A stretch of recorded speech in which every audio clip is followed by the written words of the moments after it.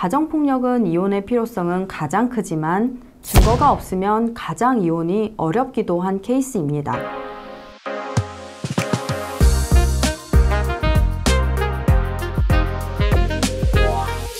안녕하세요. 위자료 챙겨주는 언니, 이혼 전문 변호사 서지연입니다. 우리 민법이 정하고 있는 이혼 사유는 6가지가 있지만 사실상 상담을 하다 보면 배우자의 외도, 가정폭력, 경제적 무능력과 무책임, 그리고 성격 차이가 이혼 사유의 전부입니다. 이 중 소송에서 증거가 특히나 더 중요하고 반대로 증거를 어떻게 모아야 할지 가장 고민이 많이 되는 사유 중 하나가 가정폭력일 겁니다.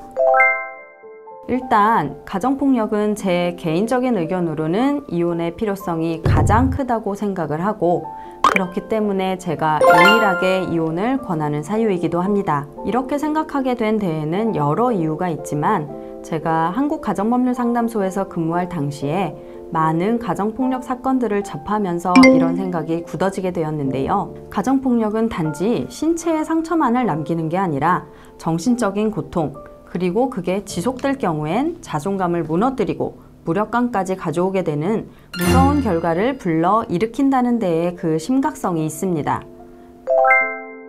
이렇게 되면 가정폭력의 피해자는 그 폭력에서 벗어날 생각이나 의지조차 갖지 못하게 되고 더 심하면 그 폭력의 원인을 자신에게서 찾는 자학의 단계까지도 가는 분들을 봤습니다. 그리고 가정폭력의 가장 심각한 문제는 자녀들 역시도 간접 피해자로서 상처를 받는다는 것입니다. 최근 가정폭력 사건에서 검찰도 자녀가 입은 간접적인 피해를 정서적 학대로 봐서 아동복지법 위반 혐의로 기소를 한 사례도 있었는데요. 이 사례는 남편이 아이들 앞에서 아내를 여러 번 폭행을 했었는데요. 결국 마지막에는 주방에 있던 칼을 아내에게 휘둘렀고 당시 집에 있던 아이들이 그 피해 장면까지 목격하게 된 심각한 사례였습니다. 이처럼 가정폭력에 노출이 되었던 자녀들은 그 정서적 충격이 오래 남게 되고 안타깝게도 성인이 된 후에 본인이 가정폭력의 가해자가 되거나 반대로 다시 피해자가 될 확률이 더 높다고 합니다. 이러한 가정폭력의 대물림이 제가 피해자분들께 이혼을 권하는 가장 큰 이유입니다. 그래서 가정폭력으로 이혼을 고민하시는 분이라면 단지 본인의 문제가 아니라는 것을 꼭 기억하셨으면 하고요. 만약에 현실적으로 이혼이 어렵다고 한다면 적어도 자녀와 본인을 가해자로부터 한시라도 빨리 분리시키기를 권합니다. 자, 다시 소송 이야기로 돌아가면요. 이러한 가정폭력을 원인으로 해서 이혼 소송을 한다면 당연히 이혼 판결과 위자료 판결이 나오겠죠. 단, 가정폭력이 있었던 사실, 그리고 그 심각성의 정도가 입증이 된다면요. 가정폭력은 이혼의 필요성은 가장 크지만 증거가 없으면 가장 이혼이 어렵기도 한 케이스입니다. 단순한 부부싸움이냐, 가정폭력이냐의 경계가 애매하고 그 모든 일들이 가정, 내 집 안에서 일어나서 제3자는 알기 어렵기 때문입니다. 따라서 가정폭력으로 이혼을 고민하시는 분들께 제가 제발 부탁드리는 것은 증거 자료는 어떠한 것이라도 좋으니 최대한 남겨두실 것입니다. 가장 객관적이고 강력한 증거는 당연히 가정폭력을 이유로 한 경찰 신고 내역과 관련 사건 기록들입니다. 가정폭력 신고를 받고 출동한 경찰은 반드시 일지 등을 작성을 해서 남겨놓게 되는데요. 112 출동 내역서, 사건 사고 사실 확인원 등이 그러한 문서들입니다.